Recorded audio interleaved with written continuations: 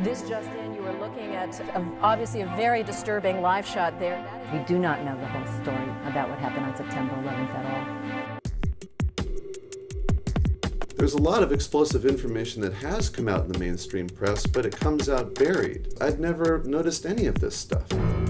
Why is the Attorney General of the United States doing all his air travel by specially chartered jet? They were going to sleep on a boat so that a plane couldn't go into a building. They did have definitive intelligence to his location within Tora Bora. No plane could fly from Kunduz to Pakistan without getting shot down unless we let it happen. And we let it happen. The goal has never been to get bin Laden. Are you suggesting there was a state sponsor behind 9/11? The night before, Osama bin Laden was in Pakistan. He pointed and said, "Those towers are coming down." Had that been Iraqi intelligence, do you think we would have heard of it?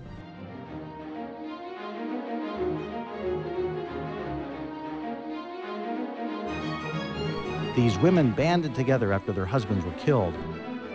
And now they're leading a campaign to find out exactly how did 9/11 happen. We are asking you, America, to stand behind us.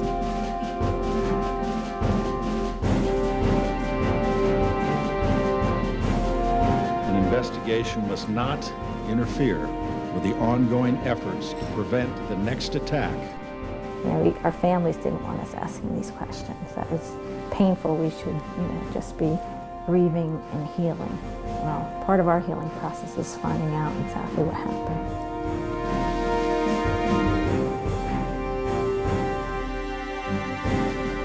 I'm so pissed off at the American people. I'm so pissed off at this government because of this cover-up.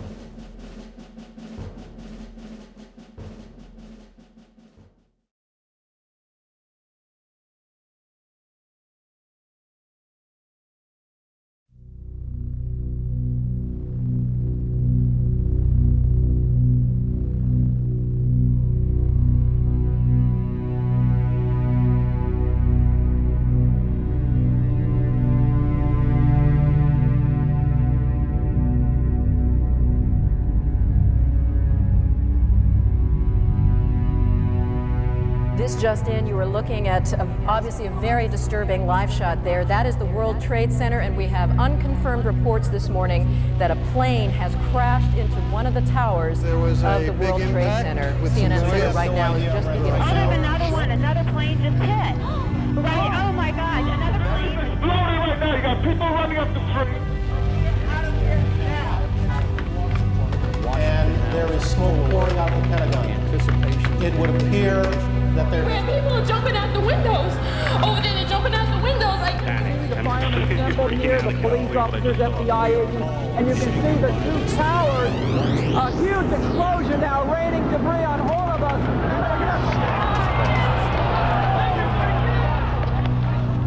Another plane has crashed. This one about 80 miles south of Pittsburgh.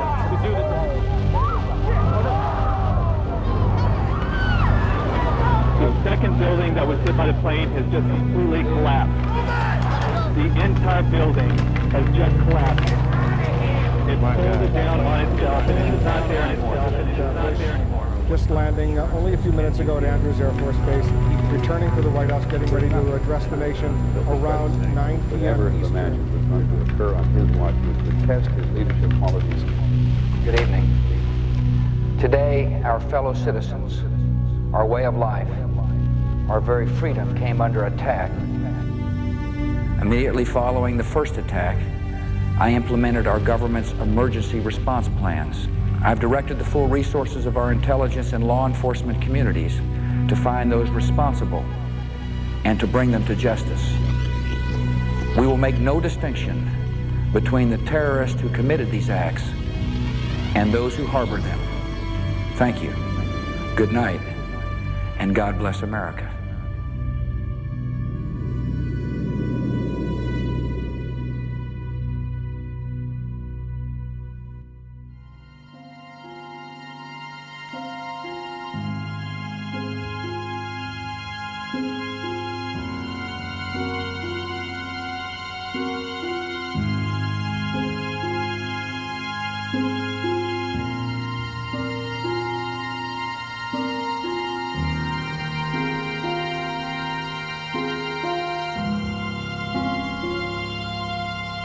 My name is Lori Van Auken. My husband, Kenneth Van Auken, was killed on September 11th at the World Trade Center. He was on the 105th floor of the North Tower, which was the first building that was hit and the second building to collapse.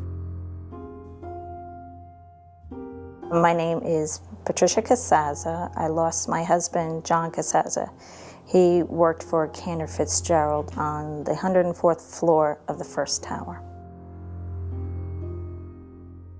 My name is Mindy Kleinberg, and I lost my husband, Alan. He worked for Cantor Fitzgerald on the 104th floor of the North Tower.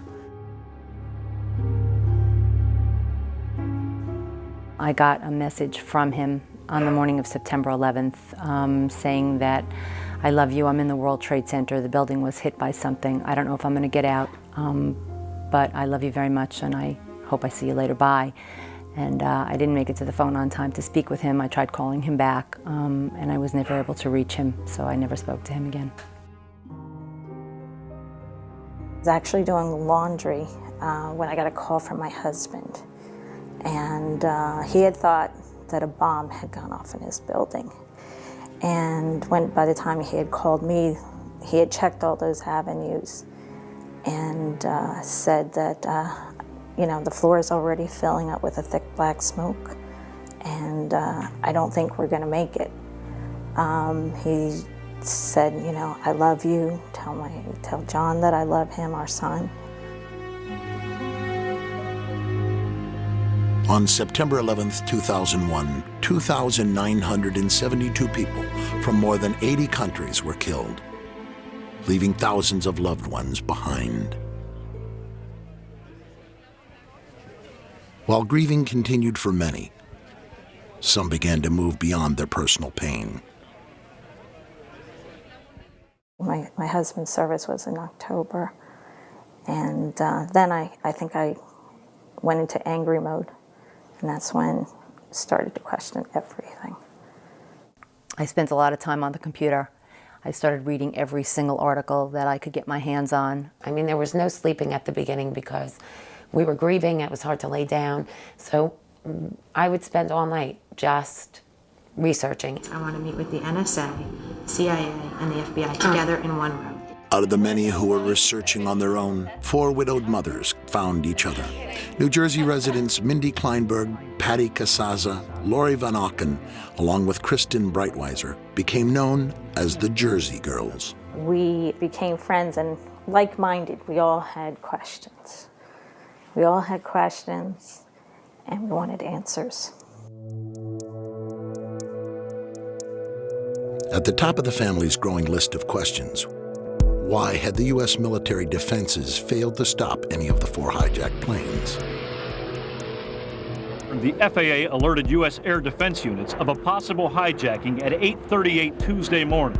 The last plane was reported to have crashed in Pennsylvania just after 10 a.m. That's almost 2 hours, where planes were flying around the skies of the United States with no military response.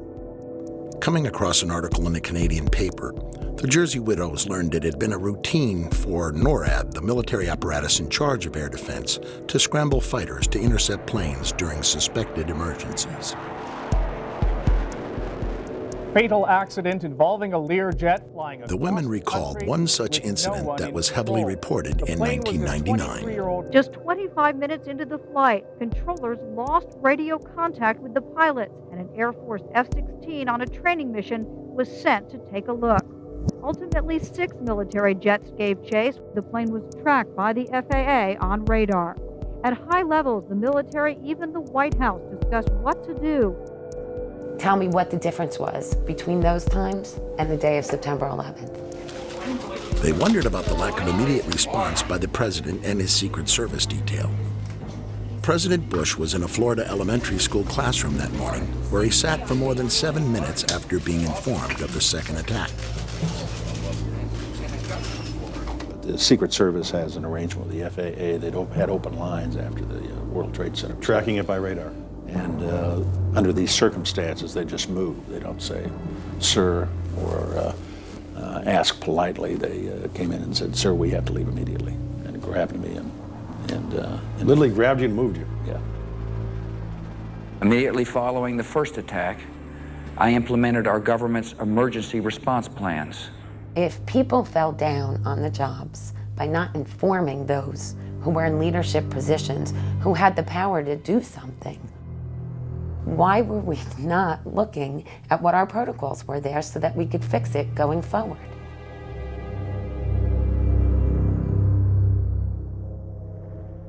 Our families didn't want us asking these questions. That was painful. We should, just be grieving and healing. Well, part of our healing process is finding out exactly what happened.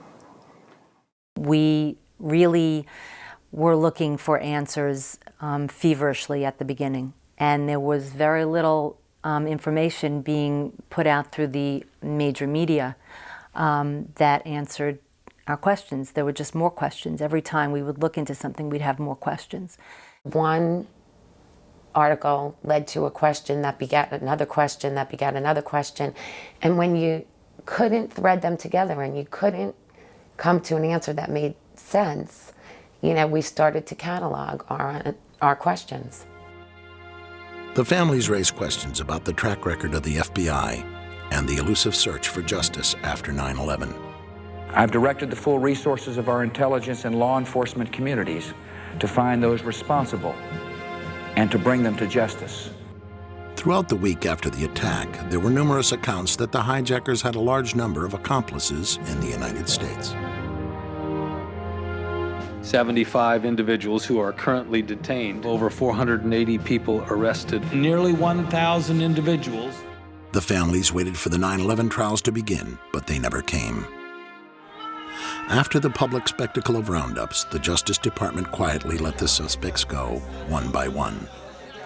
A year later, the families would learn that only 6 of the original detainees were still in custody, and none had been charged with any terrorist act. The FBI continuously was changing agents who were on the investigation. When you're trying to connect the dots, you need continuity. Journalist Gail Sheehy spent months with the 4 widows. They wanted to find that more was done and was going to be done, but they kept finding that less was being done.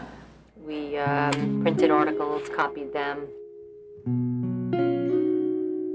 By November, it had become the sense among most 9/11 families that an independent investigation would be necessary to do what the Justice Department and the news media seemed unwilling to do. We felt that the country was at risk from terrorists and from incompetence, and maybe worse.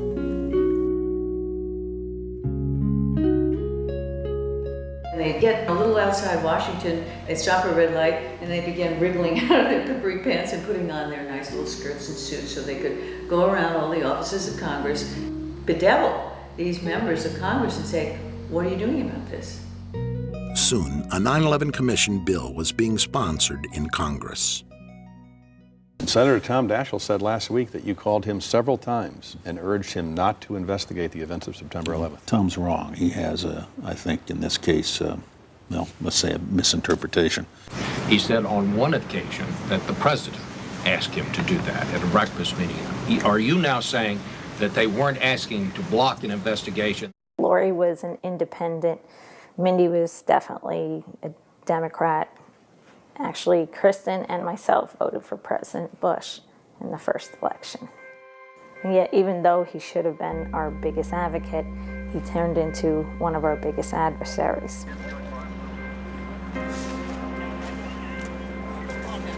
We still don't know what happened in those buildings. The Jersey widows were not the only ones seeking answers and becoming frustrated. In New York, Sally Reaganhard, who had lost her firefighter son Christian in the building's collapse, was forming the Skyscraper Safety Campaign. The 911 emergency tapes and recordings, plus 500 interviews done with the fire department right after 9/11. All that material has been withheld from the public. Sally partnered with widow Monica Gabrielle, who lost her husband Richard at the World Trade Center. Why did the buildings fall? How could skyscrapers just crumble to the ground in 10 seconds?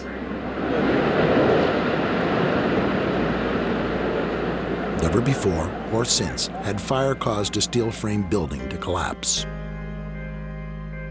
World Trade Center Building Number 7, never hit by an airplane, also collapsed that evening. Building 7 ablaze at the moment and apparently getting ready to collapse.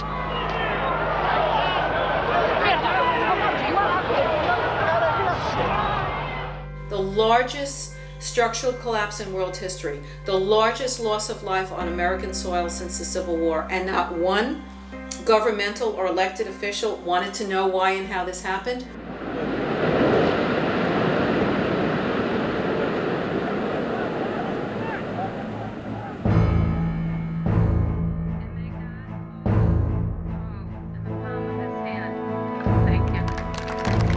Realizing strength in numbers, 9/11 families rallied at the Capitol to press for answers.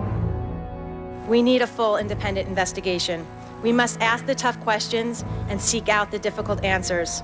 We must, as a country, grow and be made stronger and safer by the bitter lessons learned on September 11th. We are asking you, America, to stand behind us. Please. I was terrified to talk in front of anybody. This is not something that any one of us had ever done before. The rally united once isolated families. Bob McIlvaine, who lost his son Bobby, came from Philadelphia to join the group. Being down Philly, it's like you're out of the loop. I was floundering by myself, just talking to people, trying to find anyone. That was the first time we all got together in a new direction to push for the commission. Sharing many of the same questions and concerns, a coalition of family members began to take form. Its goal, a formal investigation. Call your congressman.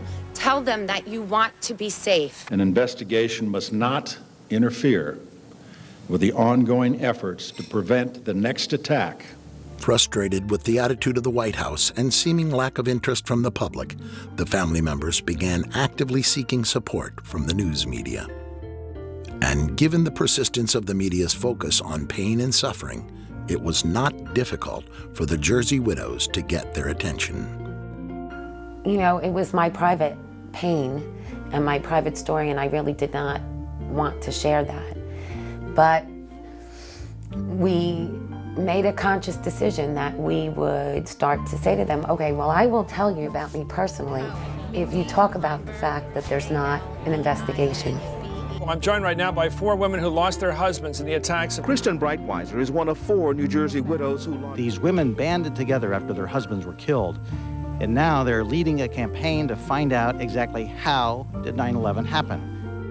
And finally, the media began to report on our activities, not just the activities of the administration. Look forward to the president and the vice president going to both come in there. To go on any show is not easy, but you needed the public pressure in order to make anything happen in Washington. I mean, they need huge public pressure to move them. President Bush signed legislation today creating an independent commission to investigate the September 11th attack on America. Buckling under pressure, the White House was finally agreeing to a deal. He reversed himself under pressure. But in a stunning series of revelations, it soon appeared that the White House was stacking the odds against an investigation it had not wanted in the first place. The president named a supporter, Dr. Henry Kissinger, Secretary of State in the Nixon and Ford administrations, to head the panel. He has a penchant for secrecy, which is not what's needed here. There are questions about his role in Vietnam, his role in the coup in Chile. Several family members approached Kissinger and requested a meeting at his office in New York. Prior to the meeting, Kristen Breitweiser conducted a thorough investigation of Kissinger's potential conflicts of interest. Probably much to the chagrin of some of the people in the room, Lori asked some very pointed questions. Would you have any Saudi American clients that you would like to tell us about? And he was very uncomfortable, kind of twisting and turning on the couch. And then she asked whether he had any clients by the name of Bin Laden. And he just about fell off his couch. Former Secretary of State Henry Kissinger stepped down from the position Friday. We thought the meeting went well.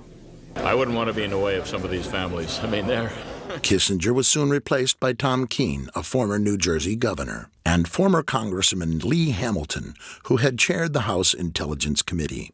The remaining 8 commissioners were all former D.C. insiders and lawyers, evenly split between Republicans and Democrats. Remember, in the 90s, they spent $100 million investigating Clinton's sexual exploits. $100 million. And they first allocated only $3 million to investigate the murder of 3,000 people. The budget was eventually raised to $14 million, but the investigation was also given less time than they had wanted, a year and a half. To monitor the commission, leading victim relatives established the Family Steering Committee. The group provided the commissioners with hundreds of well-researched questions for which they expected answers.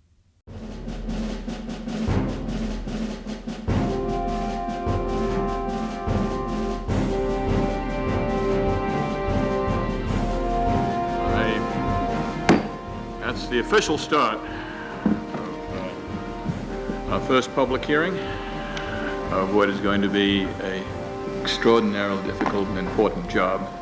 In March of 2003, 441 days after the attacks, the official investigation began in New York. Thank you very much. Mindy Kleinberg from September 11th Advocates. On the morning of September 11th, my 3-year-old son Sam and I walked Jacob 10 and Lauren 7 to the bus stop at about 8:40 a.m. Brad was 24 years old and the oldest of our 3 sons. Family Steering Committee members were among the first to testify before the commission. Hey Mom, it's Brad. Just wanted to call and let you know, I'm sure that you heard there were, or maybe you haven't heard, that a plane crashed into World Trade Center 1. We're fine, we're in World Trade Center 2. I'm obviously alive and well over here, but obviously a pretty scary experience. I saw a guy fall out of probably the 91st story, all the way down. So, you're welcome to give a call here. I think we'll be here all day. I'm not sure if the firm's going to shut down for the day or what, but give me a call back later. I called Dad to let him know. Love you. Welcome, Mayor Michael Bloomberg of the City of New York. From the outset, many families were concerned by how the investigation was being conducted. We begged and pleaded that people should be put under oath.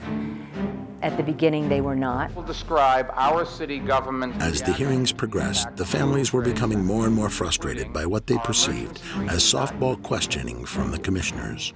I've appreciated already his remarks. We have certain questions that we, the families, wrote for each of the people that were coming to testify today.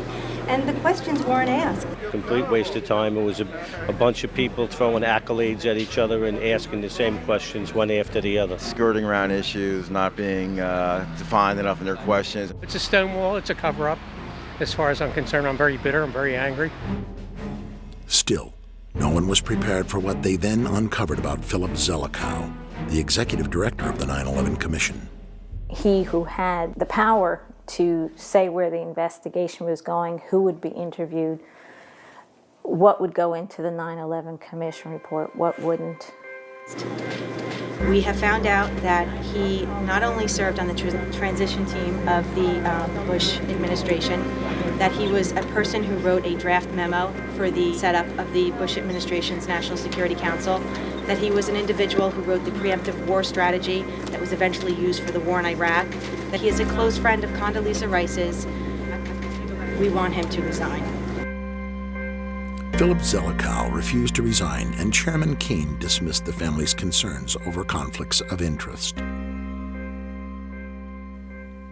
Nearly a year in, the commission had only received a small amount of the documents that they had requested. At this point, what we have is literally hundreds of boxes of materials that have come into the commission, and we have not sorted through that. They gave them boxes and boxes of documents, but not left pertinent documents out. A deal announced yesterday between the White House and the commission investigating the September 11th attacks is proving to be rather controversial. Under the agreement, only certain members of the commission will be allowed to review classified documents from the White House, and their notes will be subject to administration review. I mean, I'm a member of the commission.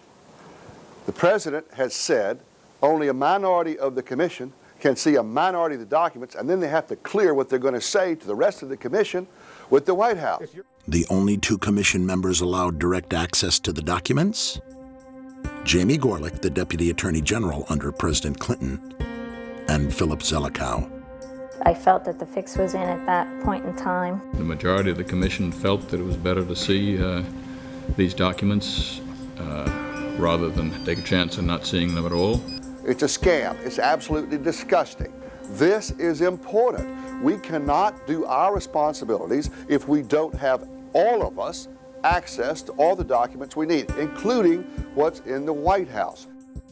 And with the investigation nearing its deadline, the President, Vice President, and National Security Advisor were still refusing to testify publicly. Yet few Americans were aware of the family's plight. Up till then, the hearings had received only minimal coverage. Suddenly, that all changed. In testimony before the 9/11 Commission later this week, and in a new book to be published tomorrow, Against All Enemies, Clark will tell the story of what happened behind the scenes at the White House during and after September 11th. To the loved ones of the victims of 9/11, your government failed you. Those entrusted with protecting you failed you. And I failed you. Mr. Clark is the first person that has apologized to the families. Clark's testimony provided the families with the timely leverage they needed to increase public pressure on reluctant White House witnesses. The Bush administration will allow National Security Advisor Condoleezza Rice to testify publicly before the 9/11 Commission.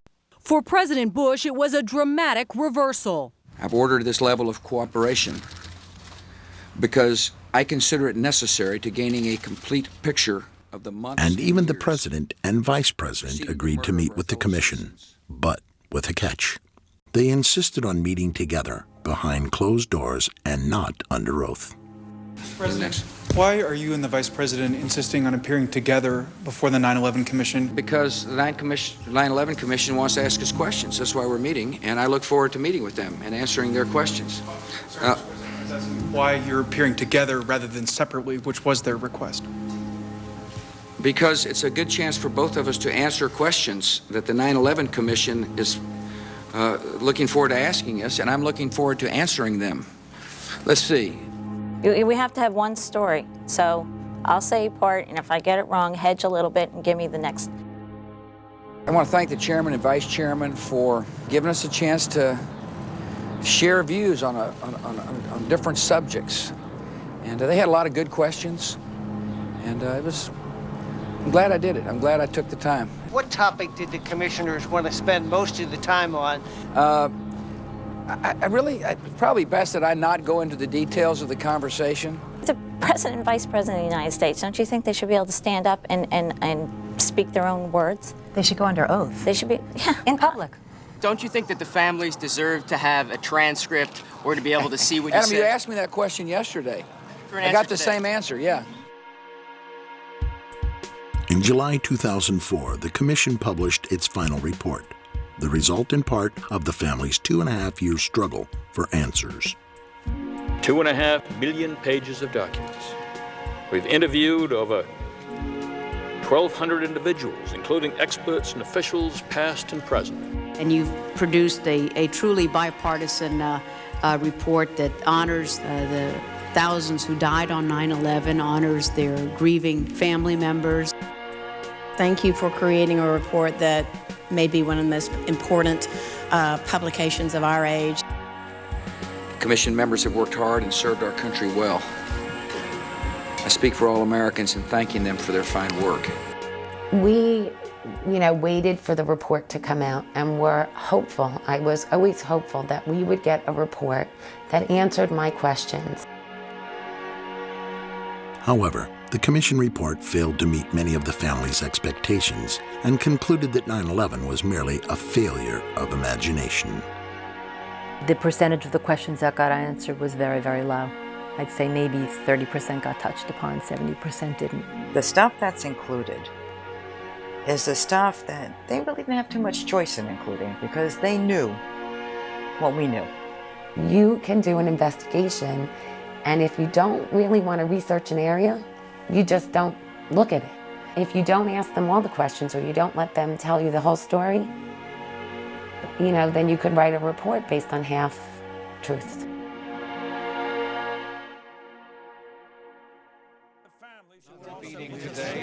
What is their feeling? Are the people who lost loved ones at 9/11 like the families of guys who were lost in Vietnam? They just can't get over it. Sometimes people try to become crusaders because they can't deal with reality.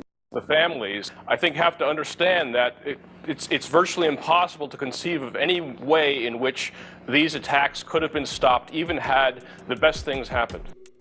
On 9/11, the media started out by doing its job and somehow got waylaid and stopped doing its job. It began reporting solely on the administration and the government's activities. The news media, while yielding a fact here, a fact there, failed again and again to connect the dots.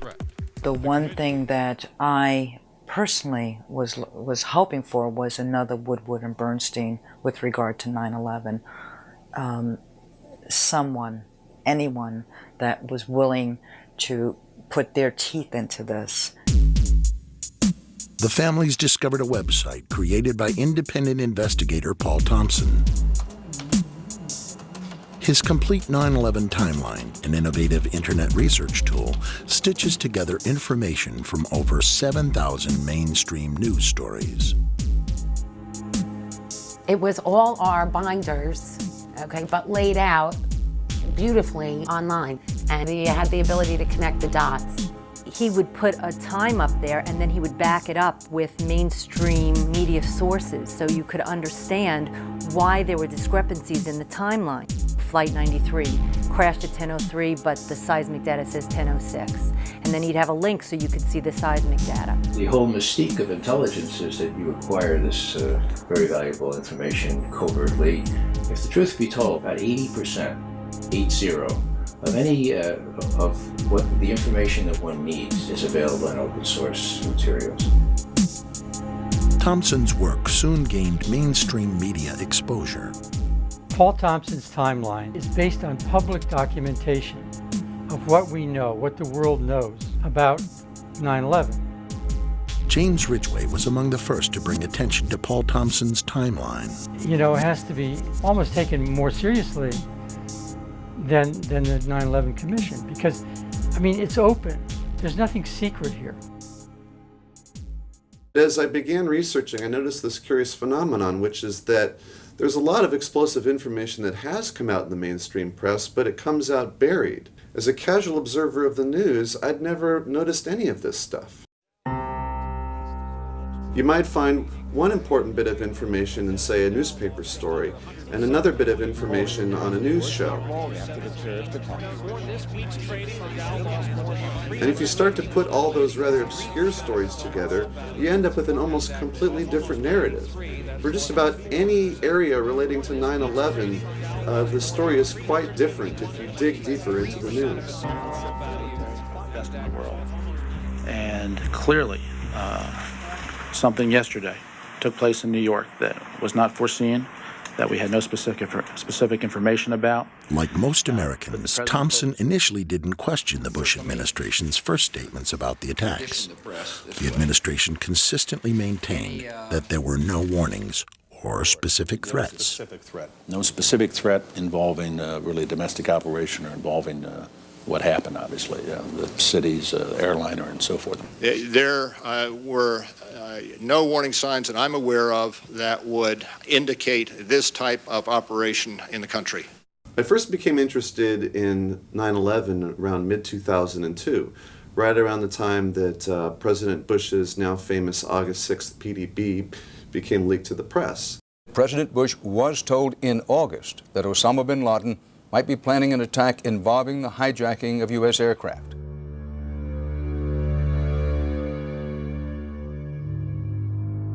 Dan, it was a revelation that the White House had no intention of making public, and officials spent the entire day in full damage control. I don't think anybody could have predicted that they would try to use an airplane as a missile, a hijacked airplane as a missile. Nobody in our government, at least, and I don't think the prior government that could envision flying airplanes into buildings on such a massive scale. His interest piqued. Thompson began to search for news stories that might help him determine exactly how aware the White House had been of al-Qaeda's desire to use planes as weapons. He was quickly able to compile a wealth of examples that any journalist should have been able to find. One of the earliest dates back to 1995. It was codenamed Operation Bojinka, a terrorist plot to use commercial planes to attack U.S. targets. Ramzi Youssef, the bomb maker responsible for the 1993 World Trade Center bombing, had fled to the Philippines, where police discovered his bomb factory. Youssef again escaped, but his accomplice was arrested and spilled the chilling plot. Operation Bojinka, a plan to blow up multiple airliners over the Pacific, was heavily reported, but Thompson noted most journalists failed to mention the second aspect of the plot. Only CNN International dug deeper into this story. In confidential documents from the Philippines obtained by CNN, the plan was clear. He will board any American commercial aircraft, control its cockpit, and dive it at the CIA headquarters. Other buildings targeted the Pentagon and the World Trade Center. And the FBI, using the Philippine documents, did check the 4 flight schools named there, but found no evidence of any other planned terror attacks. Only NBC reported a stunning confession by a man allegedly trained by bin Laden. It was over a year before 9/11, a Pakistani-British man told the FBI an incredible tale, that he'd been trained by followers of Osama bin Laden to hijack airplanes, and he confessed he was now in America to carry out an attack. Khan was recruited into al-Qaeda at a British mosque, then flown to Lahore, Pakistan for hijack training in a Mach 767 cockpit before being sent to America, where he was told he would hijack a plane from JFK and fly it into a building. I told him before the 9/11, about more than a year, we hijacking in America airline. Khan claims he got cold feet. Instead of meeting his contact, he slipped away, gambled away all his money, and in fear turned himself in and confessed. I've been to Pakistan. I know about this hijacking, something going on. NBC News has learned Khan passed not 1, but 2 polygraphs. A former FBI official says Newark agents believed him, but word came from headquarters, quote, return him to London and forget about it. Access to this exclusive footage from NBC is now restricted.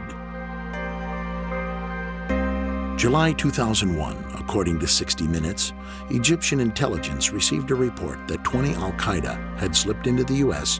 and 4 of them had trained on Cessnas.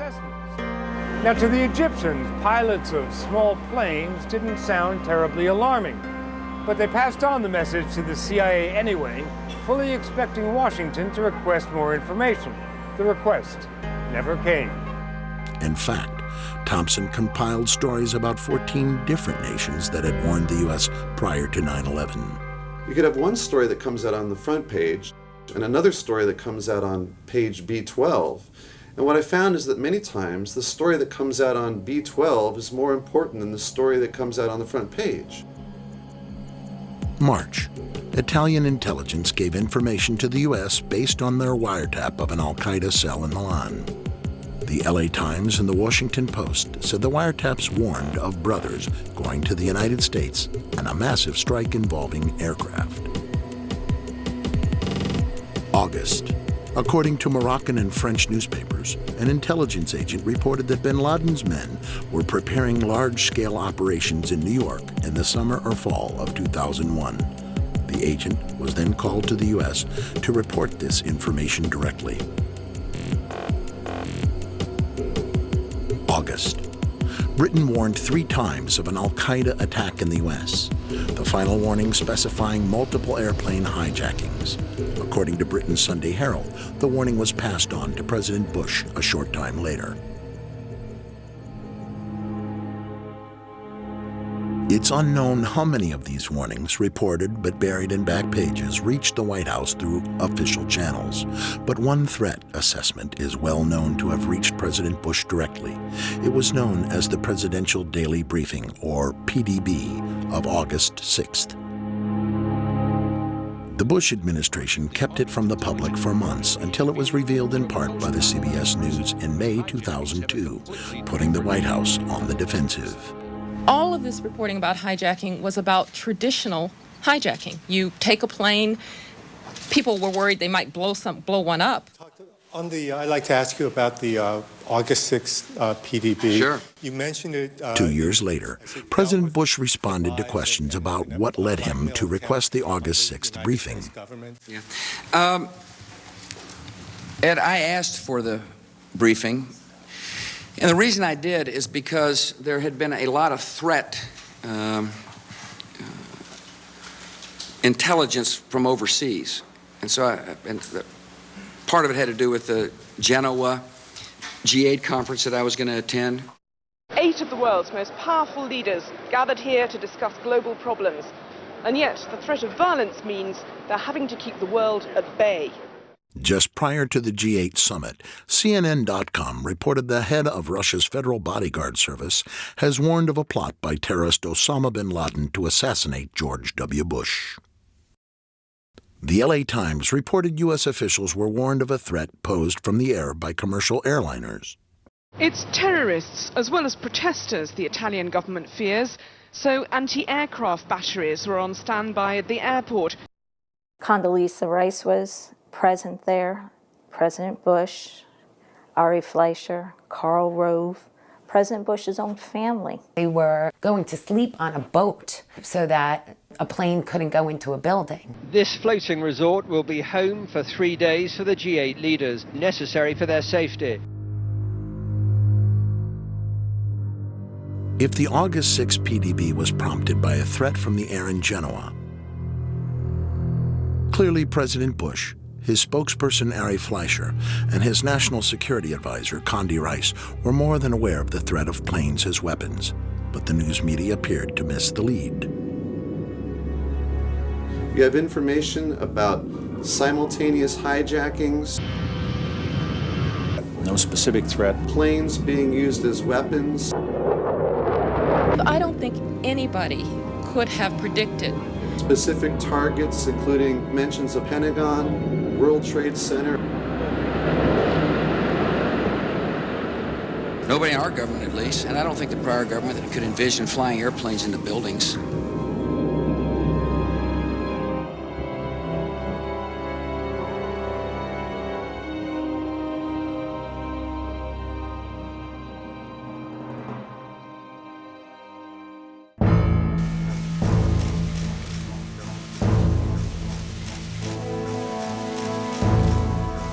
Dr. Rice, would you please rise and raise your right hand? You swear or affirm to tell the truth, the whole truth, and nothing but the truth. In April 2004, public pressure finally forced the White House to allow Dr. Rice to testify before the 9/11 Commission to answer questions about the PDB and the nature of warnings given the administration. The threat reporting that we received in the spring and summer of 2001 was not specific as to time, nor place, nor manner of attack. Almost all of the reports focused on al-Qaeda activities outside the United States. This sat in stark contrast to the warnings well documented in Thompson's timeline. What the August 6th PDB said, and perhaps I should read it to you. We would be happy to have it declassified in full. When she was testifying, one Ben Venice was really trying to get into the nitty-gritty. Did you tell the president at any time prior to August 6th of the existence of al-Qaeda cells in the United States? First, let me just make certain. If you could just answer that question, first, because I only have a very limited... I understand, Commissioner, but it's Did you tell the important that president? I also address... It wasn't like a trial. You couldn't grill these people till you got the answer. I really don't remember, Commissioner, whether I discussed this with the president. Just let me move on, if I may. There were no specifics. What about August 6th? What did August 6th memo say? and then she would start going off. It was historical information based on old reporting. There was no new threat information, and it did not, in fact, warn of any coming attacks inside the United States. And what was the title of the memo? I believe the title was Bin Laden Determined to Attack Inside the United States. Now, the PDB... 2 weeks later, the White House finally declassified the PDB. There's lots of examples where it's a domestic threat. Bin Laden told followers he wanted to retaliate in Washington. You know, Bin Laden was planning to exploit the operatives' access to the U.S. to mount a terrorist strike. Abu Zubaydah was planning his own U.S. attack. Less FBI information since that time indicates patterns of suspicious activity in this country consistent with preparations for hijackings or other types of attacks, including recent surveillance of federal buildings in New York. That's present tense and domestic. Ari Fleischer came out right after September 11th and said there were no warnings. I watched him tell me there were no warnings, okay? I want to know why nobody has gone back and said, what did he mean? Howard Dean recently seemed to muse aloud whether you had advanced knowledge of 9/11. Yeah. Look, there's time for politics. And, you know, it's time for politics, and it's an absurd insinuation. The press has reported this one and that one, but they haven't really put it all together and said, God, how many different warnings did you get? How many different ways was this information coming at you? And why wasn't anything done about all these warnings?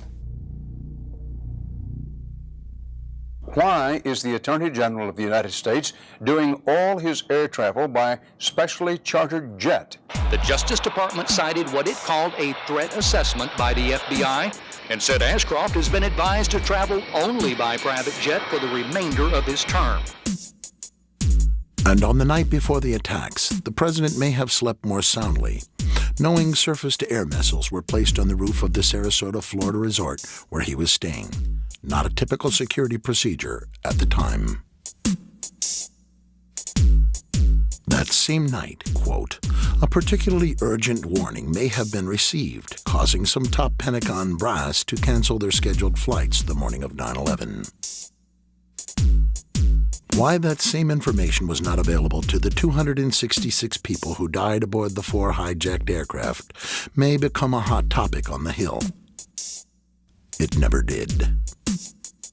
We took an oath not to talk about during the campaign, I think correctly so, to increase the capacity of that commission's report to be heard by the People's Congress. Now it's beyond the campaign, so the promise I had to keep this out of the campaign is over. So, Mr. President, you knew they were in the United States. You were warned by the CIA. You knew in July they were inside the United States. You were told again by briefing officers in August that it was a dire threat. Didn't do anything to harden our border security, didn't do anything to harden airport security, didn't do anything to engage local law enforcement, didn't do anything to round up INS and consular offices and say we have to shut this down, and didn't warn the American people.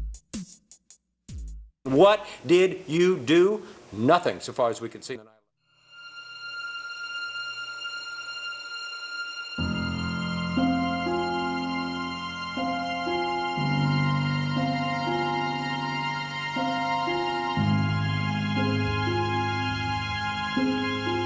The government first said there were no warnings.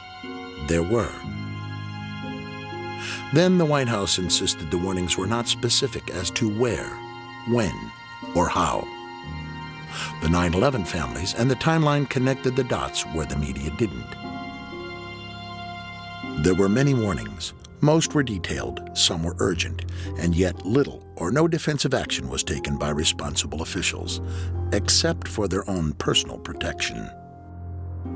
The public was better informed in the summer of 2001. Lives would have been saved. Maybe the attacks wouldn't have been prevented. Lives would have been saved. My husband was in Tower 2. If he knew that it was a terrorist attack, he wouldn't have stayed in the building. When they were told that the building was secure and to stay at their desk, maybe they would have left. Maybe, those who thought that the first attack was an errant plane would have thought differently and responded differently. But again, we weren't given the information to make any of these decisions for ourselves. even as the first tower burned on every channel that morning. No one on the federal level who had received warnings all summer called New York to order an evacuation of Tower 2. No one ordered fighters to perform any timely defensive action against the remaining hijacked planes. No one responded adequately to the crisis. It has been said that the intelligence agencies have to be right 100% of the time, and the terrorists only have to get lucky once. This explanation for the devastating attacks of September 11th, simple on its face, is wrong in its value. Because the 9/11 terrorists were not just lucky once. They were lucky over and over again. When you have this repeated pattern of broken protocols, broken laws, broken communication, one cannot still call it luck. If at some point we don't look to hold the individuals accountable for not doing their jobs properly, then how can we ever expect for terrorists to not get lucky again?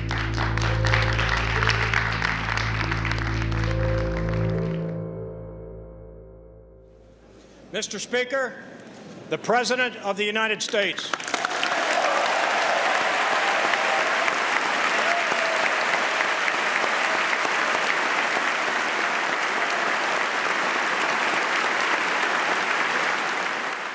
On September the 11th, enemies of freedom committed an act of war against our country. And tonight, the United States of America makes the following demands on the Taliban. Deliver to United States authorities all the leaders of al-Qaeda who hide in your land. The Taliban must act and act immediately. They will hand over the terrorists, or they will share in their fate.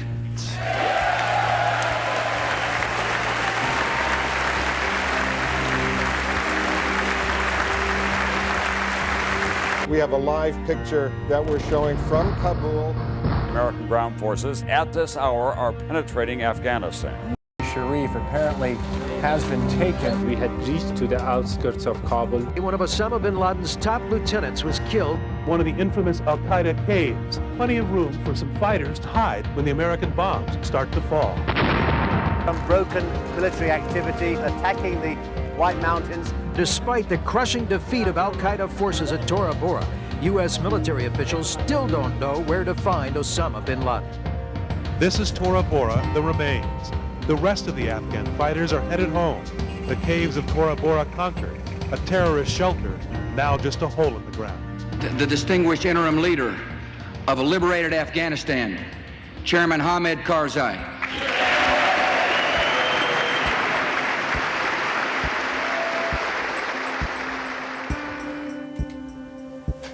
America's apparently clear military victory in Afghanistan was not so clear-cut to Paul Thompson. The war ended very quickly, but in the end, the U.S. was only able to capture or kill one major al-Qaeda figure and no Taliban figures. You know, the fact is right now today, we don't have any high-ranking Taliban or al-Qaeda, but we haven't really captured anybody, one or two on the fringe. His understanding of the government's actions before 9/11 now fundamentally changed. Thompson decided to take a similar look into what happened in Afghanistan. The press never looked very closely at how so many of these leaders were able to escape. However, if you piece together a number of different news accounts, you can begin to understand the story.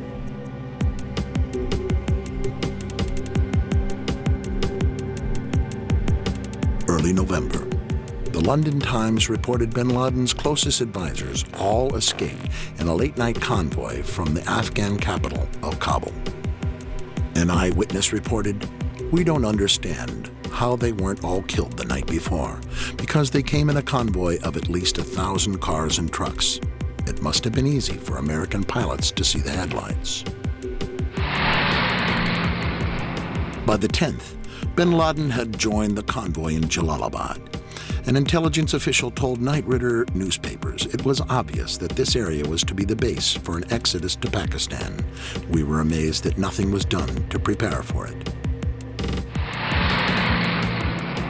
On November 14th, the Northern Alliance captured Jalalabad. That night, 1,000 fighters and a convoy of several hundred vehicles escaped again, this time with bin Laden, driving hours to the fortress in Tora Bora. The U.S. bombed the nearby Jalalabad airport, but apparently did not attack the convoy. November 15th, at the cave complexes of Tora Bora, an estimated 1,600 of bin Laden's fighters are now surrounded. The most important battle of the war begins. U.S. warplanes are keeping a close eye on mountain passes. U.S. Special Forces are working with Pakistani troops on the border to block possible escape routes. While there were two main escape routes, Newsweek reported that the U.S. bombed only one. Using the other route, hundreds of al-Qaeda and Taliban, including senior leaders, escaped. In the wake of the attacks, eyewitnesses told Britain's The Daily Telegraph that they were shocked that the U.S. had surrounded Tora Bora only on 3 sides. Bin Laden walked out of the Tora Bora cave complex and into Pakistan with a number of loyal followers. Of course we're after Saddam Hussein, bin Laden. He's isolated.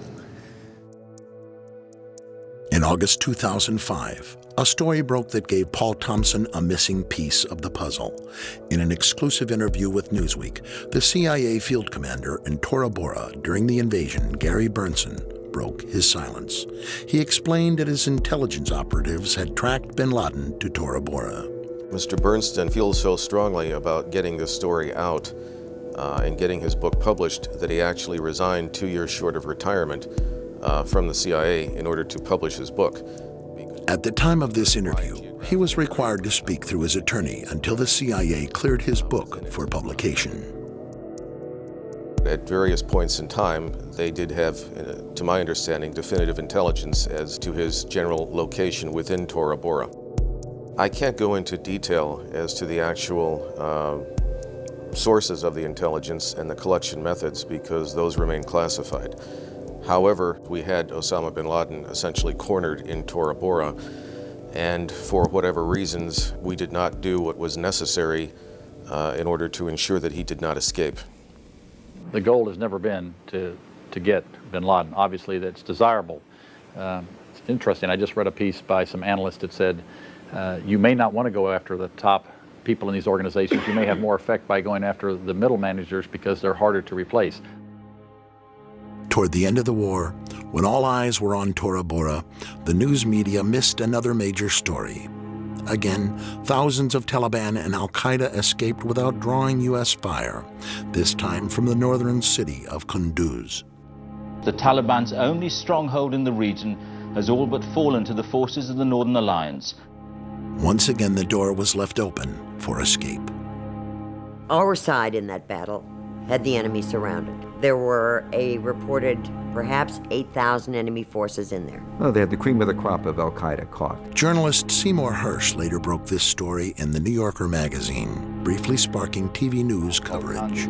And from there, all of a sudden, one night around Thanksgiving, in the middle of the siege, an air corridor was set up between Kunduz and northern Pakistan. And at night, Pakistani relief planes regularly flew through that corridor. It was a very orderly, organized thing that armed men would stand on the tarmac waiting for a flight that would come in, and then they would be taken out. For as many as 4,000 or 5,000, they were not only al-Qaeda, but maybe even some of bin Laden's immediate family were flown out on those evacuations. It had to be done with the blessing of Musharraf, didn't Exactly, and of the United States. When I tell you it comes at the level of Don Rumsfeld, it has to. What we're describing here is something which would clearly be noticed by the United States. One or two, maybe not, okay? An airlift of these proportions, it certainly would. This is the most secure space on the face of the earth right now. If someone's moving over Afghanistan, the United States knows about it, clearly. No plane could fly from Kunduz to Pakistan without getting shot down unless we let it happen. And we let it happen. And I think there's just no other way to explain it. My take on it basically is the fact that there is some sort of a deal in place between the government of Pakistan and the United States.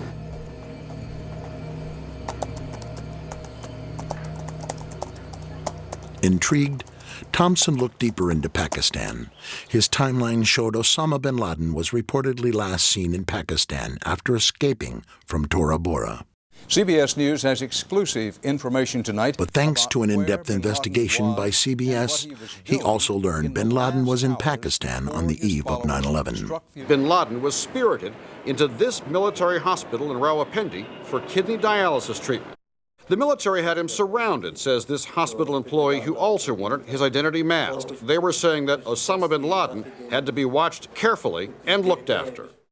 We will make no distinction between the terrorists who committed these acts and those who harbor them.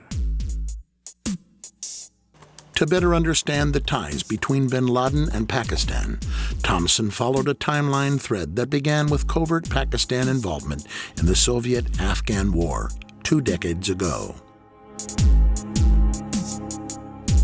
In 1979, in the midst of the Cold War, the Soviet Union invaded Afghanistan. Throughout the 80s, the Soviets battled the Mujahideen, a group of anti-Soviet fighters that included bin Laden. The Mujahideen were backed by the Central Intelligence Agency, who hoped to give the Soviets their own costly Vietnam-type war. Rather than fund the Mujahideen directly, the CIA covertly channeled money through the Pakistani intelligence agency, the ISI. The Washington Post has published some of the definitive accounts of the conflicts. They helped create bin Laden and the roots of al-Qaeda during the Russian occupation of Afghanistan, when the American CIA and the intelligence services of Pakistan and Saudi Arabia created this group of people to fight the Russians in Afghanistan. Billions of dollars from the CIA and the Saudis were passed through the ISI to support the war. The strategy worked, and the Soviets were defeated. The Taliban are widely alleged to be the creation of Pakistan's military intelligence, the ISI.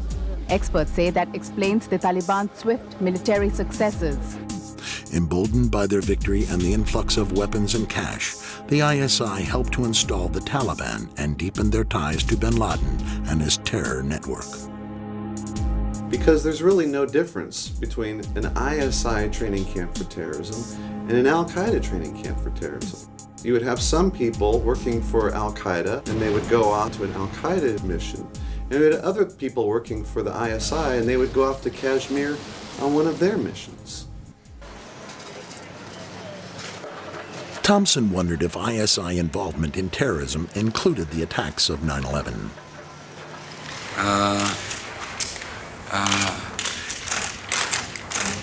We will give the Pakistani government a chance to cooperate and to participate as we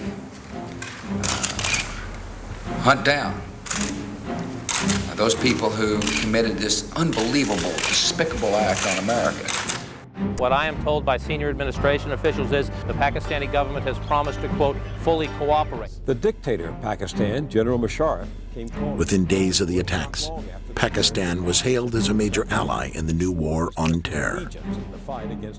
The White House seemed confident that Al-Qaeda alone was behind 9/11.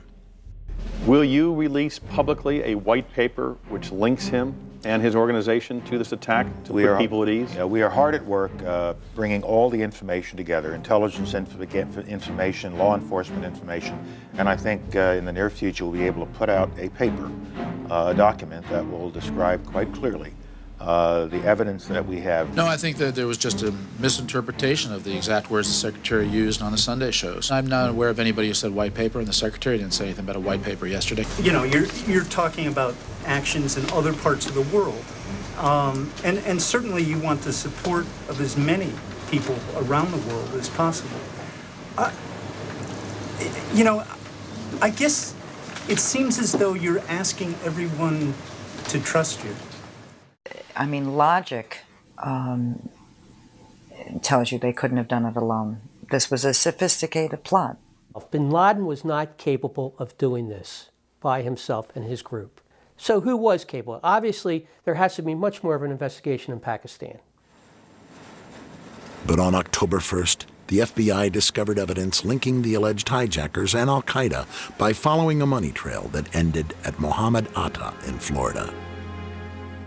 Suspected hijacker Mohammed Atta received wire transfers via Pakistan and then distributed the cash via money orders bought here in Florida. A senior law enforcement source tells CNN the man sending the money to Atta is believed to be Ahmed Umar Saeed Sheikh. He reportedly is controlling certain aspects of the financial transactions of the Al-Qaeda network.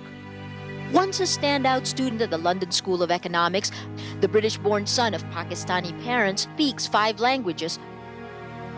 The story made news in every major newspaper. With 9/11 paymaster identified as an alleged al-Qaeda moneyman, it seemed that the U.S. finally had its proof that al-Qaeda was involved. The U.S. war on terror could now move ahead. But what most of his post-9/11 reports about Omar Saeed Sheikh had failed to mention was that at the same time Sheikh dropped out of the London School of Economics to presumably join al-Qaeda. He had also joined the ISI. Arresting officer A.K. Jain says, under questioning, Omar Sheikh admitted he was supported by the Pakistan government's intelligence service, the ISI. He had told me that. He admitted to you? Oh, yes. And after his release, it was very clear that he was provided protection and safe haven in Pakistan with the direct support, with the knowledge, and obviously with the connivance of the Pakistani intelligence. Only 2 days after the invasion of Afghanistan, the Times of India reported the FBI discovered credible evidence that $100,000 was wired to alleged hijacker Mohammed Atta by 9/11 paymaster Omar Saeed Sheikh on the orders of the ISI director, Lieutenant General Mahmoud Ahmed. Had that been the head of the Iraqi intelligence agency, do you think we would have heard of it? You have to understand that Lieutenant General Mahmoud Ahmed was a key player. William Pepper is an international lawyer and consultant to the Pakistani government. Indian state intelligence came upon this transfer. It was then the Times of India was able to get this information, and the FBI got involved in this whole situation because this was now becoming very public as a result of the Indian investigation. Though the evidence was never publicly disclosed, Indian intelligence claimed that the FBI had privately confirmed the story to them, and it soon made every major Indian newspaper. In the U.S., only a single news outlet even mentioned the allegation. The information was reported as an internet-only story on the editorial section of the Wall Street Journal website. It had this cutesy title, but it contained this completely explosive information. After the Times of India story broke, paymaster Omar Saeed Sheikh was no longer the apparent proof that al-Qaeda was the sole sponsor of the attacks. Instead, Saeed Sheikh, acting on the orders of the ISI, appeared to be the smoking gun of Pakistani involvement in 9/11. And instantly, within that day, basically, Saeed Sheikh becomes persona non grata. And then a whole bunch of other people are put forth as the paymaster. Over the next several months, authorities began confusing the news media with a bewildering variety of alternate names for the paymaster, each sounding similar to Omar Saeed Sheikh. No, it's this guy. No, it's this guy. They keep changing the story about who the guy is, and it becomes hard to keep track.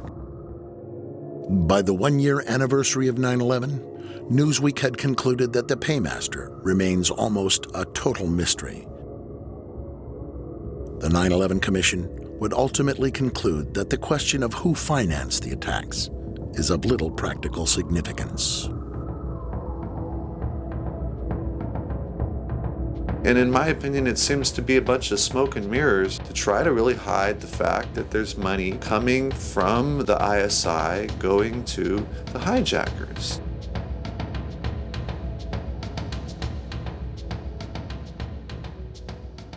If we were really going after the people who sponsored al-Qaeda, wouldn't we be bombing Pakistan? Are we better off in Pakistan or in Iraq in terms of beating terrorism? I would say to you, if you'd asked me that question, I would say, no question. Let's forget about Iraq and let's focus on Pakistan. There is no reason for the administration to continue to shield make-believe allies who are supporting, either directly or indirectly, terrorists whose goal is to kill Americans. And do you think that will ever become public? Which countries are talking about? It'll become public at some point when it's turned over to the archives, but that's 20 or 30 years from now. We need to have this information now because it's relevant to the threat that the people of the United States are facing today. And here the story took another unexpected turn. Several top news sources had all reported that the Pakistani ISI director had actually been in Washington for a rare visit during the week of September 11th. Yes. Are you aware of the reports at the time that ISI chief was in Washington on September 11 and on September 10th, $100,000 was wired from Pakistan to these groups here in this area? And why he was here? Was meeting with you or anybody in the administration? I have not seen that report, and he was certainly not meeting with me. Yes?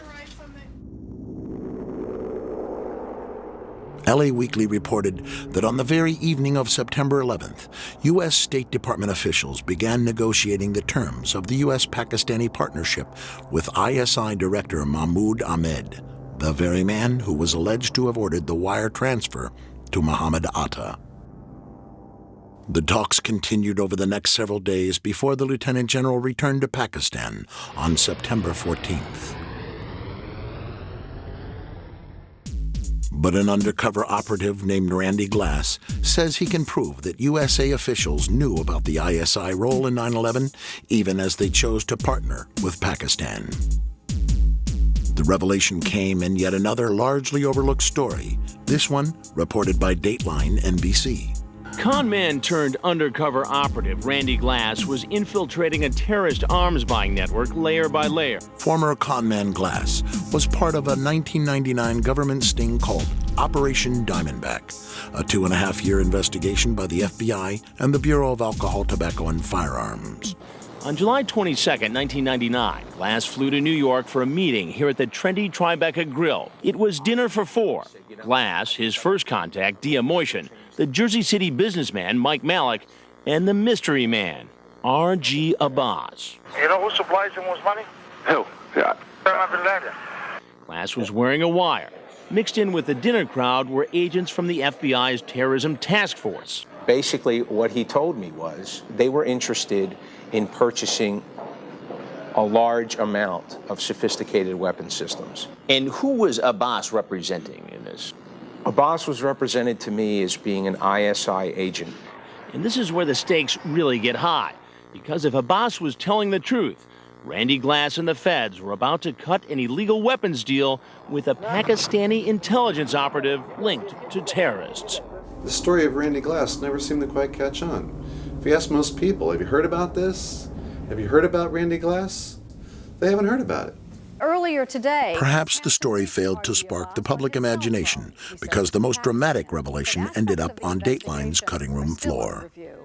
I had been threatened by FBI agent Steve Brodowski that if I mentioned any of that, I would be charged with obstruction of justice. 2 months later, the Palm Beach Post ran this story. During the course of the conversation, I asked him exactly what his intentions were. After dinner, as we walked outside, he pointed in the direction of the World Trade Center and said, "Those towers are coming down."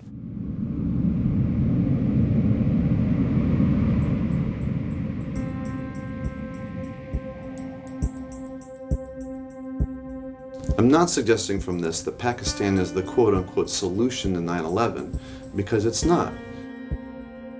Pakistan is one part in a very complicated story. But the question to me is, who else was involved with Al-Qaeda? Was Al-Qaeda used as a tool? Just as in the 1980s, the Mujahideen were basically used by the US government.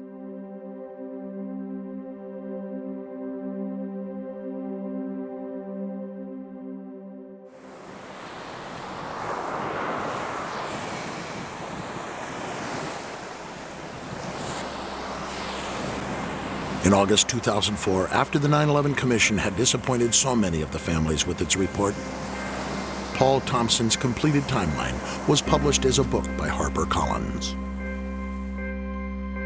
The recurring themes of Paul Thompson's timeline are clear: no accountability, few answers, and many missed leads.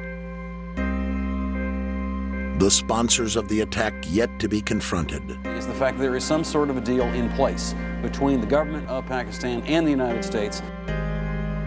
The men named as the culprits allowed to escape. But we haven't really captured anybody, one or two on the fringe. And the government officials who ignored warnings before 9/11, still in their positions. I don't remember the Al-Qaeda cells as being something that we were told we needed to do something about. Still, despite years of investigation and advocacy by the families and others, the official story of what really happened on September 11th remains little changed. What is democracy? You know, it's government by the people. It's a simple equation, okay?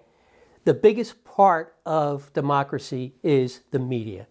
They have to hold everyone accountable. You know, it would be impossible as a citizen to be up and informed on every single topic because it took us thousands of hours of research in order to be informed enough to ask the right questions here. And that's where you need media, because you know what? Somebody has to be out there connecting the dots. And we don't have that.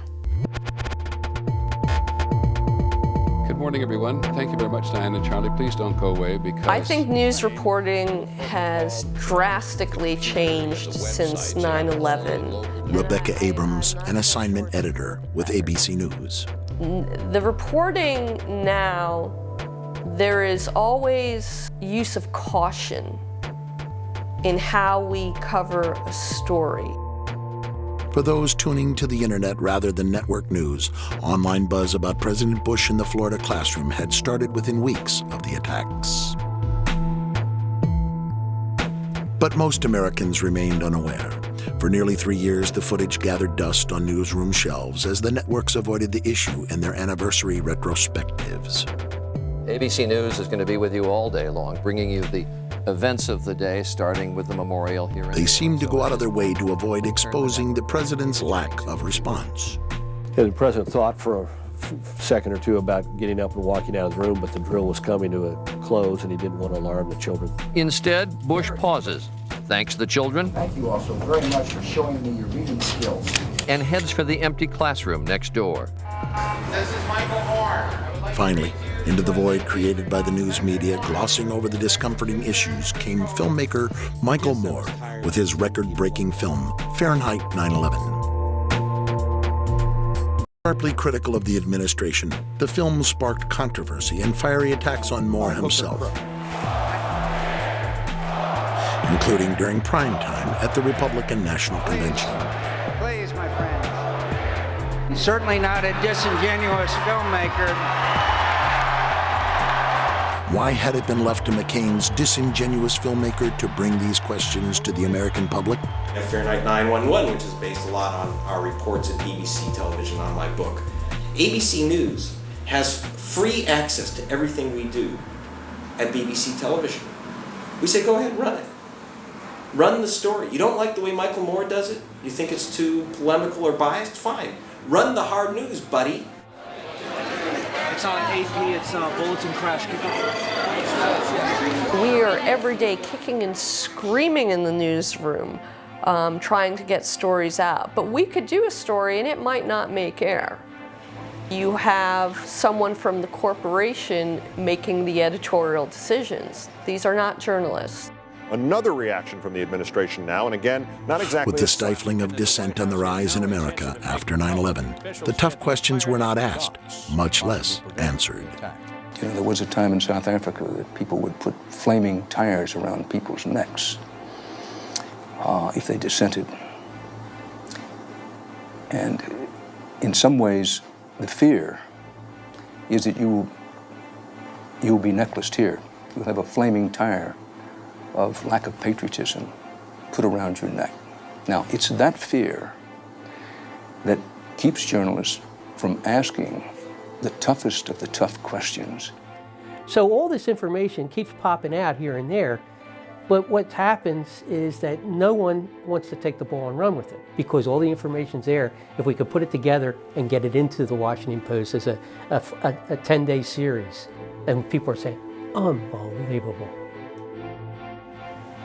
The facts were dribbled out and over such an extended period of time that I think that effect was lost on the American public. The press should have been doing a better job of putting those conflicts, if you will, side by side in a cumulative report. But that's not the job of reporting. That's the job of editorial pages and politicians and others to make those kinds of judgments, and the public itself and the 9/11 relatives themselves to make those kinds of assertions. All we can do in our reporting is report facts. And we have reported those facts, and we have held those facts up against public statements at the time, which is why they know that that's what took place from our reporting.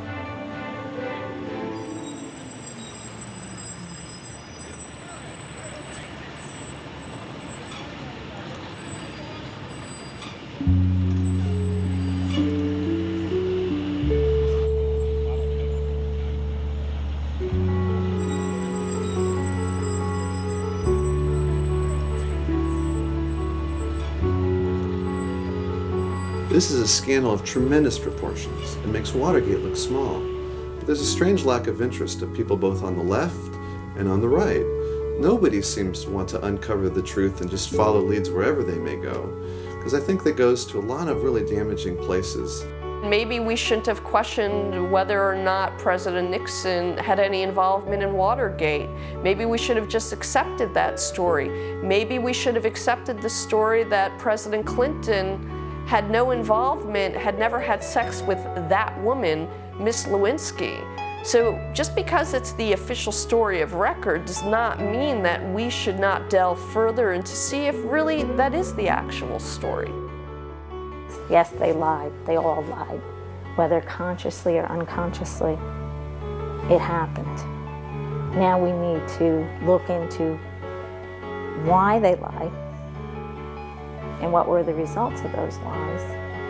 We can't have these wars, reorganize our way of life based on a false understanding of what 9/11 was.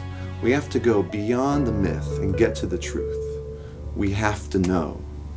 We have to. 9/11 was the biggest don't ask, don't tell. And if it wasn't for the families, we wouldn't have anything. And that's very frightening. We had to take this tragedy and do the best we could with our lives and with our country to try and make the people that are supposed to protect us do the right thing. What I really wanted to happen here is for my children to feel safe. I could have cared less who was in office. I wanted the truth, and I wanted what was wrong to be fixed. What we're left with after our journey is no answers, no accountability, and I've wasted 4 years of my life trying my damnedest, along with the other family members, to make sure this never happens again.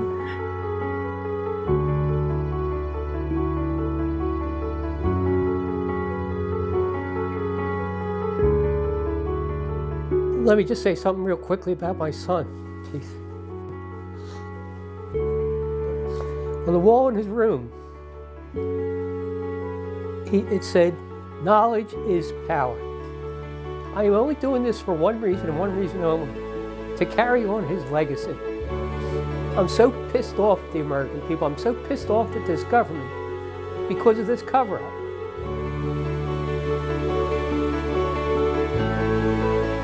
John Gerard Coughlin. Timothy J. Coughlin. Anne Marie Kramer. Christopher Seaton Kramer. And my big brother, Wade Brian Green. We miss you, we love you, and you are always in our hearts.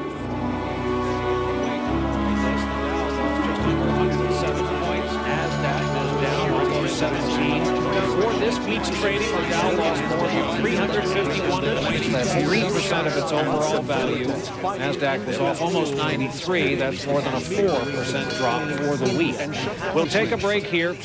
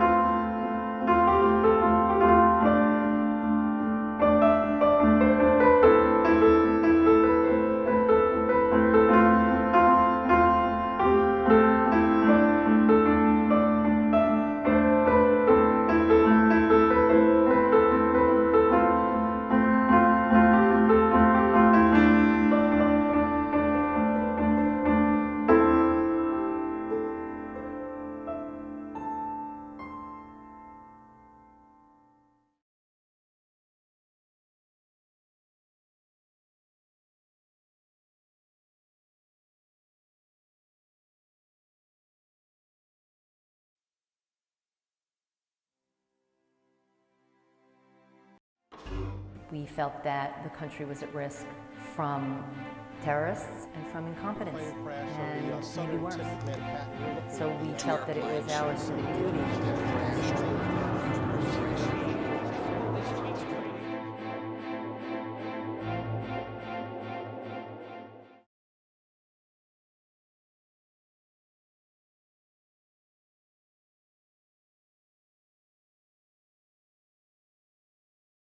I want to start off on my discussion about the FAA and NORAD response on the day of 9/11 with a quote from Senator Mark Dayton.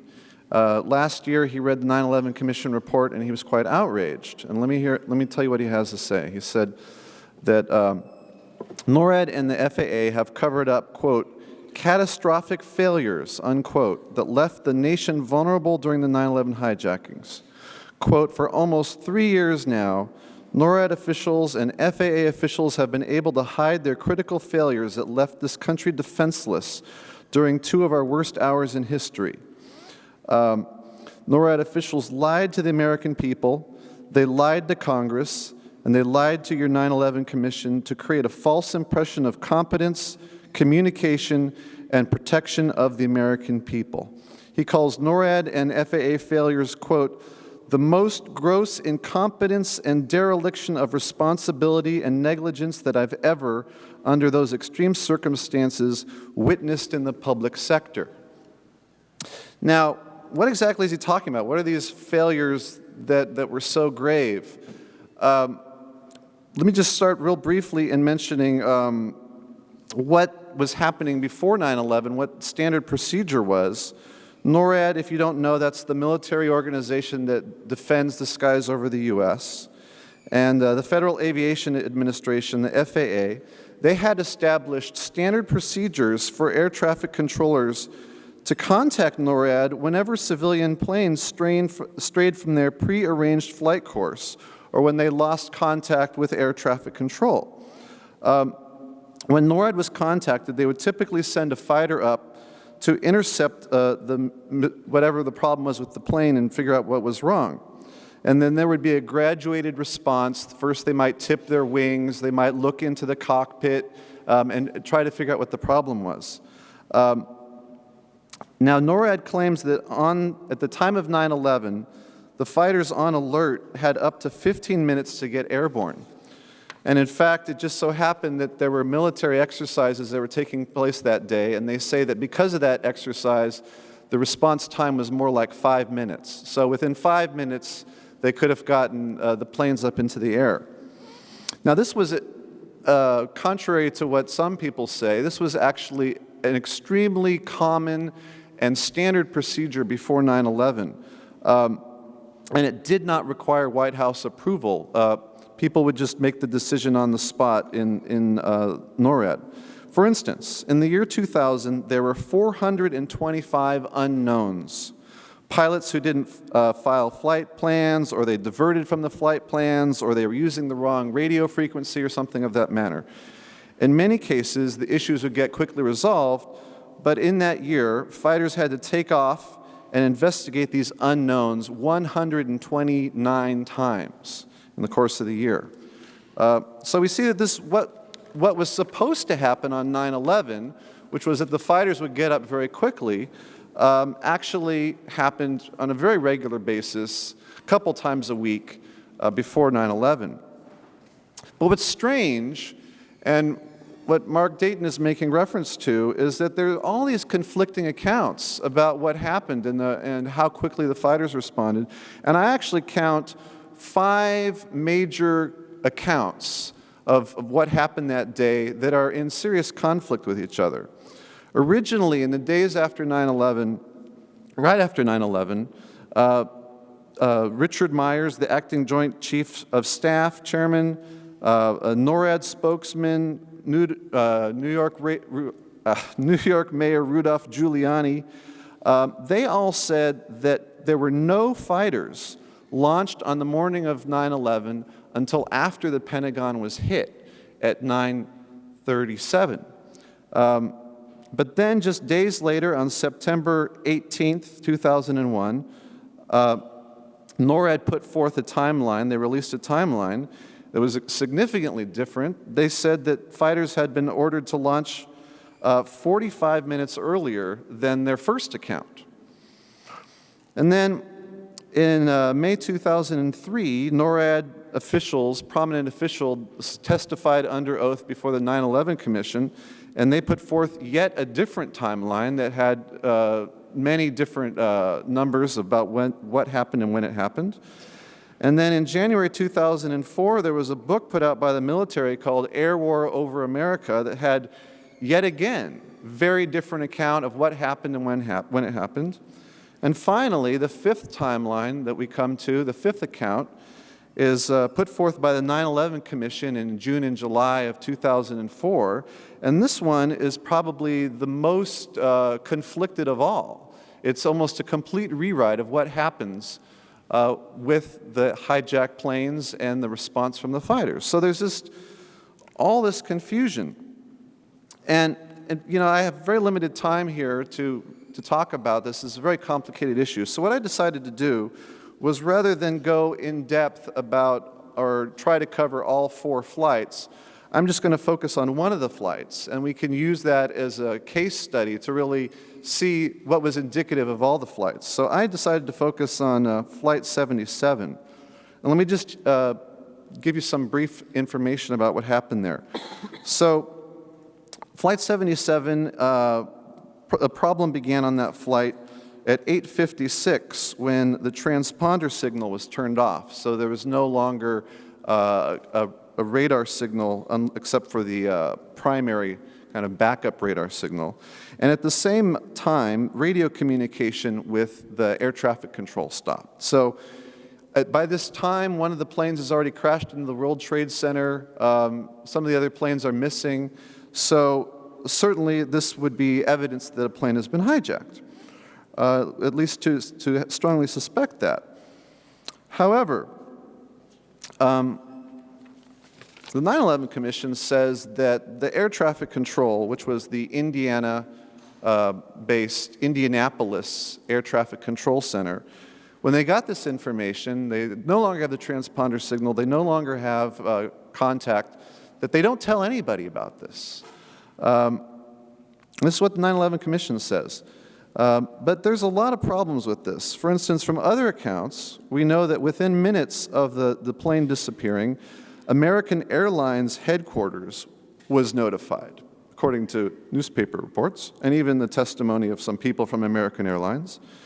And then according to the New York Times, the National Military Command Center, the NMCC, located in the Pentagon, was also notified, just within minutes. This is what you would expect, that notification would be going out.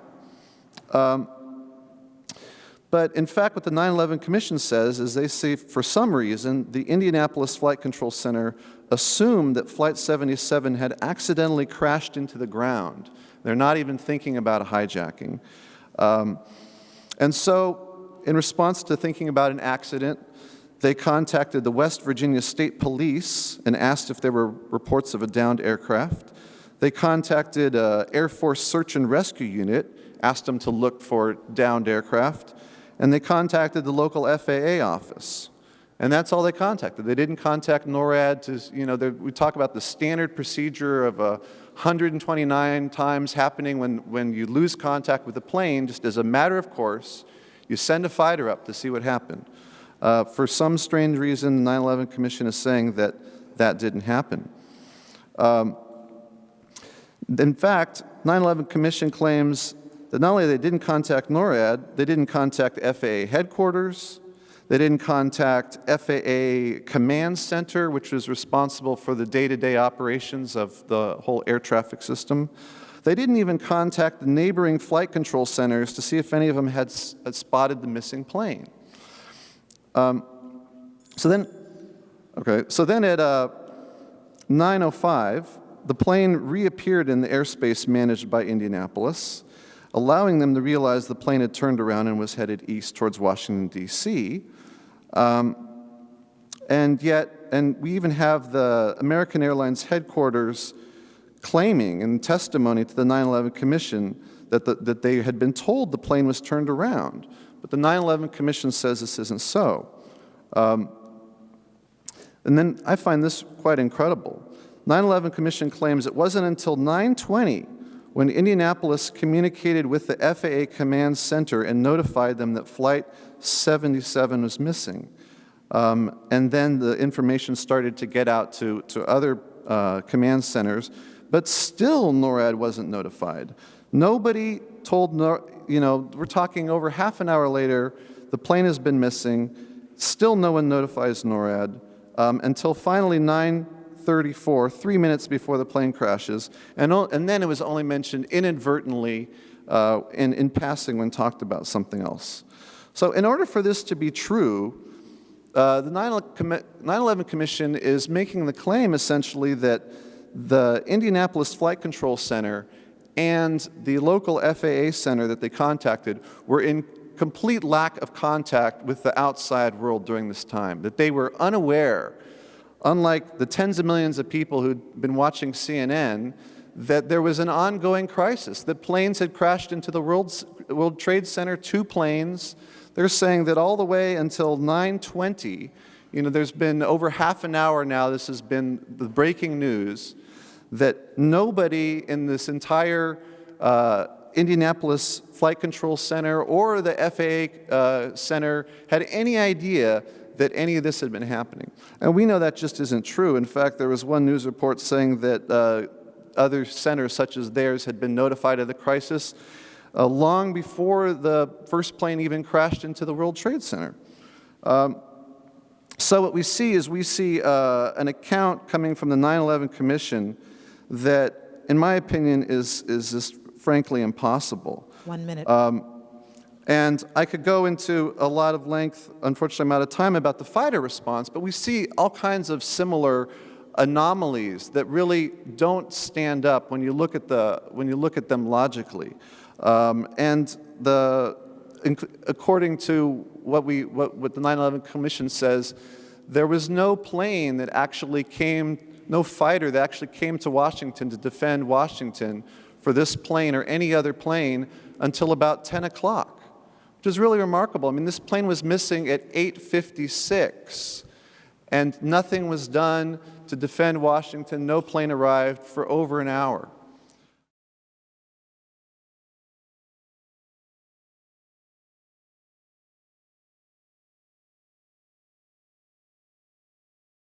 Good morning. My name is Lori Van Auken. I am speaking today on behalf of 9/11 widows Monica Gabriel and Mindy Kleinberg, who are here with me today. On the morning of September 11th, my husband Kenneth was killed while at his office on the 105th floor of the North Tower at the World Trade Center.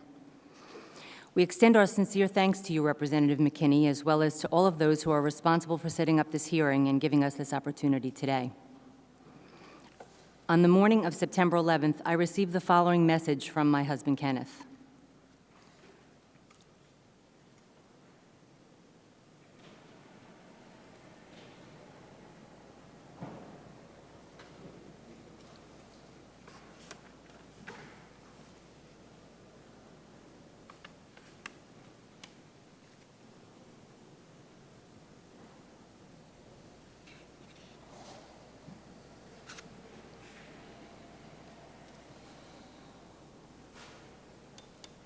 Brenda, could you close the door so we can hear a little better? Old messages. I love you. I'm in the World Trade Center. The building was hit by something. I don't know if I'm going to get out, but I love you very much. I hope I'll see you later. Bye. End of messages. From his words, I knew that Ken survived the impact of the plane. So I tried to call him back, but there was no answer. I fell to my knees in a panic, still clutching the telephone. A moment later, when the phone rang, it startled me completely. I prayed that it was Ken. But it was my mother. She told me to turn the television on. I told her about Ken's message. I told her that I couldn't reach him. I told her that I was very scared. I watched the TV in utter horror as black smoke billowed out from the building through a gaping hole the size of an airplane. I knew that Kenny was in that building. I watched as the people ran from the World Trade Center, hoping for a glimpse of my husband. Then the second tower was hit. As I continued to watch the breaking news, they showed the president sitting in an elementary school classroom, juxtaposed with the footage of the black smoke coming from the World Trade Center, along with people jumping to their deaths from the burning buildings. I screamed at the television, "Get up, President Bush, get up and do something." But he remained seated in a classroom of small children. I watched as Andrew Card whispered something to the president, and yet, still my president remained seated in a classroom of small children when our country was so obviously under a terrorist attack. In between panic and hysteria, in between hoping that my husband would get out of the World Trade Center alive, and wondering how I would ever break this news to my children, I also wondered why the Secret Service was letting the president stay in the classroom full of children. Why didn't they whisk him away? It seemed as if every target in America was being attacked. So wasn't the president, the leader of the free world, in danger of being fatally attacked as well? Weren't the children who were in the classroom with the president in danger too? After 2 days and hundreds of phone calls to New York City hospitals and to the Red Cross, receiving no guidance and absolutely no answers, my husband's employer, Howard Lutnick, the CEO of Cantor Fitzgerald, recounted on a news program that no one who was in the offices of Cantor Fitzgerald at the time of the attacks had survived. That meant that Ken was gone. My looming and painful question as to whether or not my husband had survived was now answered. We now knew that the time for hoping was over. Our lives were forever changed. My children would never again see their father, and I was now a widow. The grieving was just beginning. With what felt like a gaping hole in my heart, with 2 traumatized teens to now raise alone, I wondered if I would ever feel like eating or breathing again. For me, one horribly sad question had been answered, but many more questions would soon follow. The questions began to gnaw at me slowly at first. I wondered how on earth almost 2 hours could have passed with 4 domestic commercial airplanes flying around the skies of America without a response from our military. I began to Google search and read whatever articles and timelines I could get my hands on. Once I began my research into 9/11, I found it hard to leave the computer. Because I was unable to sleep and because I needed desperately to reconstruct and understand the events of 9/11, it began to appear to those close to me that I was shackled to the computer, and I have to admit, in a manner of speaking, I was. Having connected with a few other widows, it was not long before we were all researching the events, while we waited for an official inquiry into the attacks to be initiated. Then the news came. only intelligence agency failures would be examined. How could that be? Our husbands were killed at their desks when commercial airplanes flew into their office buildings. They had no means of escaping and had practically no chance of evacuating on 9/11. The buildings that were supposedly so magnificently designed had collapsed in minutes. Why would the investigation of our loved ones' murders be limited to only intelligence agencies? What about airline security, high-rise building security, and border security? What about the FAA, the Port Authority, the Secret Service, and NORAD, all of whom were partly to blame for the failures that allowed the 9/11 attacks to occur? Didn't those areas and entities need to be investigated too? Incredulous but undeterred, we realized that it was necessary to take a thorough and independent look at what had gone wrong on 9/11. Our children were going to have to grow up in this changed world, and we needed to make sure that this could never happen again. We knew that with the 3,000 deaths on 9/11, there remained thousands of questions that needed to be answered. So we fought for the creation of the 9/11 Commission, and with all of America by our side, we finally won that battle. The commission was passed into law in the autumn of 2002, and by January 2003, the commission finally sat down to commence its very important work. The 9/11 Commission's report is 1 year old today. This report was supposed to provide the definitive account of what had transpired on September 11, 2001. We hoped that our thousands of unanswered questions would be addressed and answered. Yet incredibly, we have found that the Commission's definitive final report has actually yielded more questions than answers. In essence, the Commission could have produced a final product where the resulting conclusions and recommendations could be trusted. Instead, at the end of the day, what we got were some statements that truly insulted the intelligence of the American people, violated our loved ones' memories, and might end up hurting us one day soon. One such statement was that 9/11 was a failure of imagination. A failure of whose imagination? What exactly does that mean? When you have a CIA director with his hair on fire, a system blinking red, 52 FAA warnings, an August 6, 2001 PDB entitled Bin Laden Determined to Strike in the United States, leads on several 9/11 hijackers, including al-Hazmi, al-Madar, and Marwan al-Shehi, warnings from many foreign governments, a Phoenix memo warning of Islamic extremists taking flying lessons, the arrest of would-be terrorist Zacarias Moussaoui, facts imparted to one agent, Agent Frasca at the RFU of the FBI. 9/11 was truly a failure, all right, but I would certainly not call it a failure of imagination. Once again, these warnings and threats were not received in a vacuum, nor were they so common an occurrence that they should have been ignored in the wholesale and brazen manner in which they were. To me, it seems rather clear that there were enough warnings making their way to the appropriate people that meant that the proverbial dots should have and could have all been connected.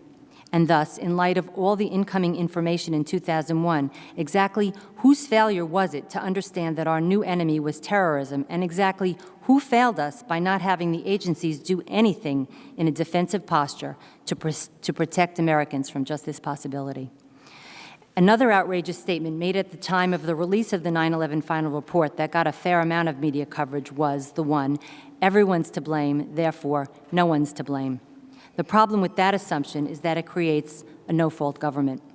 And a no-fault government does nothing to ensure that things will be different or better in the future.